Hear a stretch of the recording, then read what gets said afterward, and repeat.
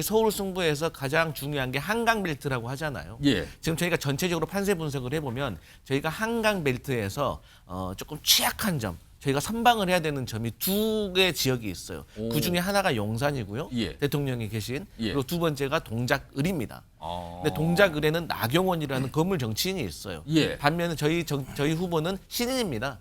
조국 대표 같은 경우에는 조금 이번 창당할 때도 그랬지만 윤석열 정부나 나경원 후보에 대해서는 약간 화풀이하는 것 같거든요. 개인적인 악연이 좀 있습니다. 아무래도 두 번이 어떤 서울법 때 동기거든요. 네, 동기인데도 불구하고 그때 조국 사태를 2020년도에 광화문에 보수 집회를 이끌었던 그때 여전사가 나경원 후보거든요. 이끌겠습니다.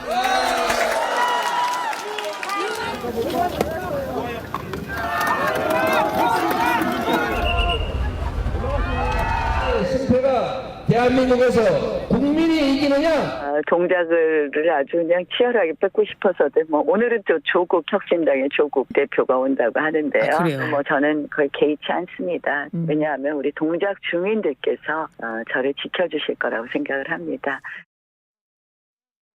이재명 대표가 동작을 6번이나 갔다 그러는데요. 그러면은 화면으로 날짜별로 한번 정리해 볼까요? 언제 이렇게 많이 간 건지요? 지난달 12일부터 나오네요. 그때 재판장을 가기 전에 방문. 근데 사실은 재판을 오전에 갔어야 되는데 오후에 갔잖아요. 좀 늦게 간 건데 오전에 이곳을 동작을 가서 유상명 후보를 만났다. 그리고 13일, 24일, 26일, 28일은 지지 유세, 기자회견, 지지 유세 뭐 이런 게 있어요. 그리고 보시면요. 어제도 재판이 끝난 뒤에 지원 유세를 갔어요. 재판 끝난 다음에 간 경우가 많아요. 그리고 재판과 관련 없이는 3번 갔고요. 강성필 부위원장, 왜 이렇게 자주 갑니까? 이재명 대표가 동작을? 어떤 이유가 있습니까? 선거에서 이기려면 3대 조건이 있습니다. 예. 첫 번째가 수도권에서는 승리해야 되고 예. 충청권에서는 무승부는 해야 되고 예. 이 부울경에서는 선방을 해야 됩니다. 그래야지 민주당으로서는 선거에서 이길 수 있는 조건이 민주당 있어요. 입장에서는 네. 승리, 무승부, 선방. 선방.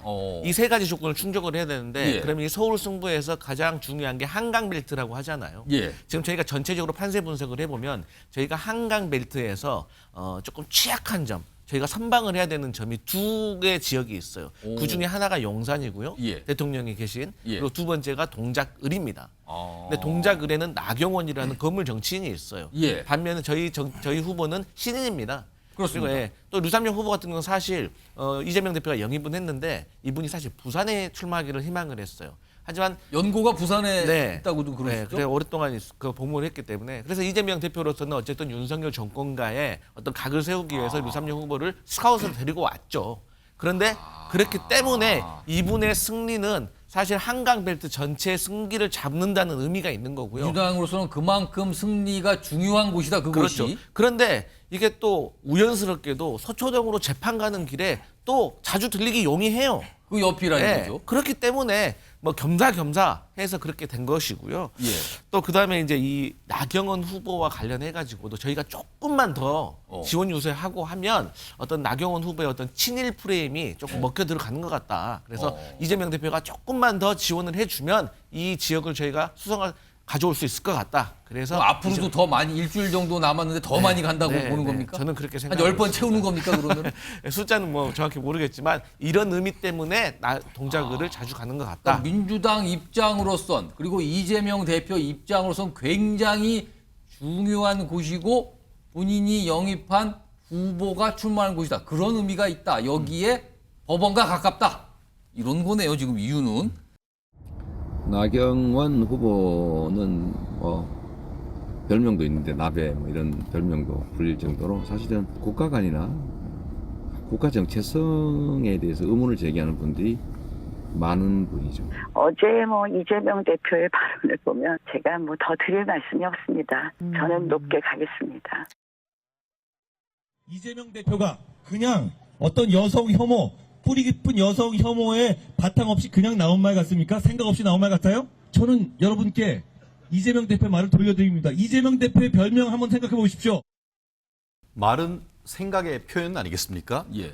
표현이 이재명 대표는 상당히 이른바 저렴합니다. 아, 저렴하다고요? 그렇습니까?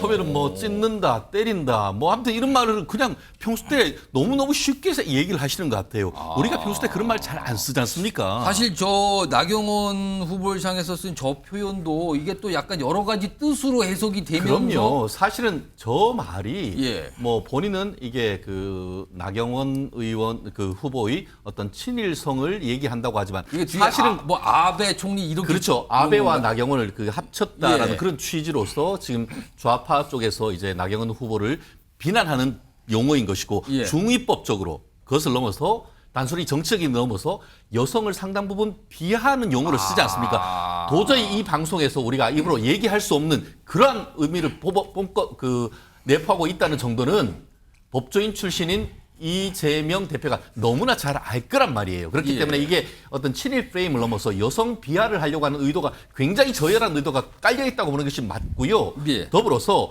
왜 그러면 이재명 대표가 동작을 이렇게 가느냐? 저는 이렇게 생각합니다.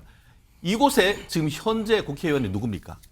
이수진 전 민주당 국회의원입니다. 그런데 이수진 의원이 공천을 못 받으니까 탈당하면서 뭐라고 했습니까? 예.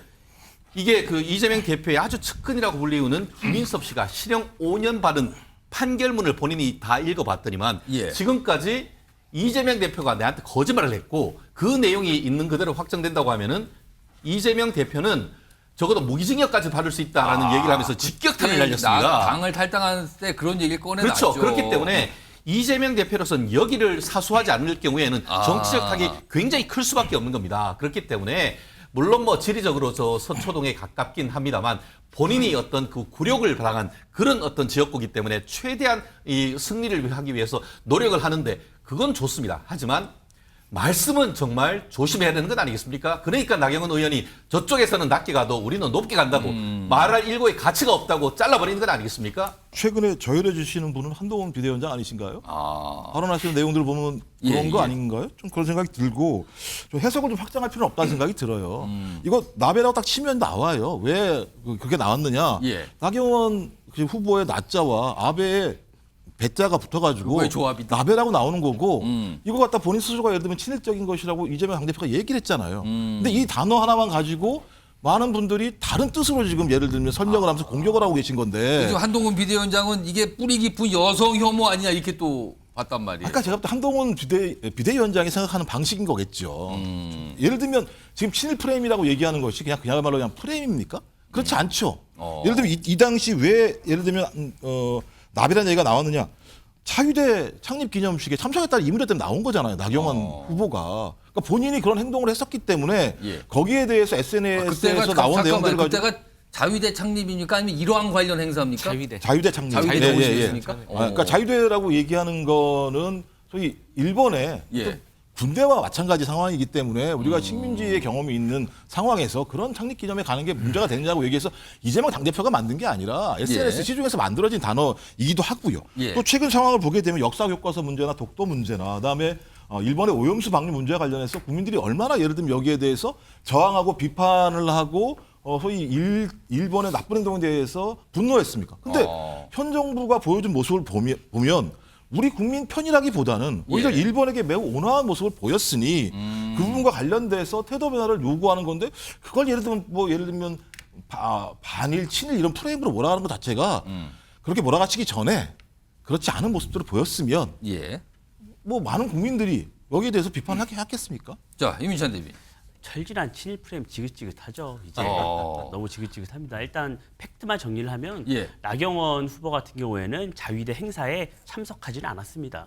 그게 법원 결정문에서 다 나와 있고 예. 참석하지는 않았습니다. 예. 그건 뭐 다 나와 있는 팩트고 민주당 우리 김종욱 전 행정관님 같은 경우에는 너무 쉽게 뭐 중의적 표현 이런 것들을 그냥 그대로 받아달라고 하지만 인터넷에 치면 우리가 담을 수 없는 그런 표현들이 중의적으로 다 멸칭이 사용되고 있습니다. 그런데 저는 이 지점에서 그런 의문이 있어요. 예. 우리의 지도자가 대선 주자가 네티즌들이 사용하는 그런 언어, 상대방을 비하하는 멸칭 이런 예. 것을 공개적으로 선거판에서 발언을 한다는 게 너무 안타깝지 않습니까? 그것도 단순히 선거에 이기기 위해서 친일 프레임을 짜기 위해 상대방을 비하하고 여성 전체를 매도하고 갈라치고 저는 이런 정치 이제 그만해야 된다고 봅니다. 이재명 대표가 단순히 그런 이걸 모르고 사용하지 전 않았다고 봐요. 그래서 저는 이 부분은 여성분들에게 사과해야 하고 민주당 여성 의원님도 이 부분은 지적을 해야 마땅하다고 봅니다.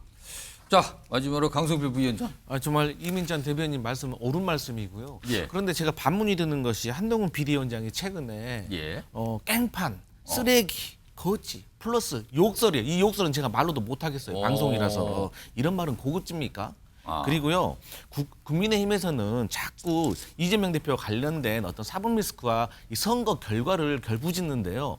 우리 민주당이 100석을 하든 200석을 하든요. 예. 이 사법 리스크는요. 사법부에서 판단하는 일입니다. 이 선거하고 상관이 없어요. 그래서 추가적으로 말씀드리면 2조 심판 하시죠.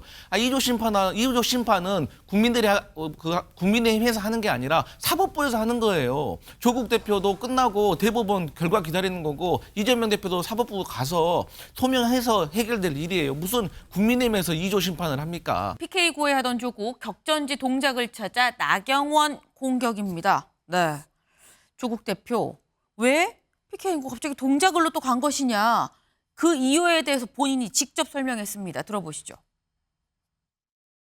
4월 10일 이후에 TV에서 신문에서 언론에서 얼굴을 보고 싶지 않은 사람이 있는 곳에 가야겠다. 여기에 나온 어떤 후보는 여러분들 기억날지 모르겠습니다만은 국회 선진화법 위반으로 빠루 아시죠? 빠루를 들었고 기소가 되었는데 4년째 1심 재판이 안 나오고 있습니다. 네, 쉽게 얘기하면 나경원 후보 보기 싫어서 제가 여기 왔어요. 뭐 지금 이런 얘기를 한 겁니다. 김철현 위원님. 지금 사실 그동안 이재명 대표가 동작을 6번을 갔었거든요. 여기 보면 12, 13, 24, 26, 28, 2일 어제 그제까지 6번이나 갔는데 거기에 가서 나 나경원 후보 총선 끝나면 보기 싫어요 라고 얘기했다는 거. 이거는 조국 대표 노골적으로 지금 민주당 돕는 건가라는 생각이 좀 들거든요. 근데 그 이재명 대표하고 조국 대표 조금 차이가 있는 것 같거든요. 이재명 대표는 그냥 그 서초동에 재판 받으러 가는 길에 그냥 이제 재판관 횟수하고 비슷한 것 같아요, 보니까. 그러니까 재판 갈 때마다 가까운 동작을 찾는 것 같고 네. 조국 대표 같은 경우에는 조금 이번 창당할 때도 그랬지만 윤석열 정부나 나경원 후보에 대해서는 약간 화풀이하는 것 같거든요. 개인적인 악연이 좀 있습니다. 아무래도 두 분이 어떤 서울법대 동기거든요. 네, 동기인데도 불구하고 그때 조국 사태를 2020년도에 광화문에 보수 집회를 이끌었던 그때 여전사가 나경원 후보거든요. 그렇기 때문에 아무래도 그때 그 모든 어떤 조국 이때 전 장관을 어떤 굉장히 좀 어떻게 보면 굉장히 국민적인 비호감으로 만들었던 분 중에 한 분이 아마 남우경은 뭐 후보기 때문에 아마 그런 부분에 있어서 굉장히 조금 개인적인 악연이나 좀 화풀이 하려고 하는 그런 부분들도 좀 있지 않을까 그렇게 생각을 하고요. 어쨌든 지금 보면 각종 여론조사에서는 나경원 후보가 어쨌든 류산영 후보보다는 오차 범위 밖에서 앞서고 있는 부분이 있어서 그런 부분들이 있어서 뭐 나경원 후보가 잘 나름대로 뭐 오히려 더 인지도를 올리거나 아니면 또 보수 결집을 하는 그런 효과가 있지 않을까 이렇게 보입니다. 개인적인 앙금이 좀 있다라는 말씀을 하셨어요. 네.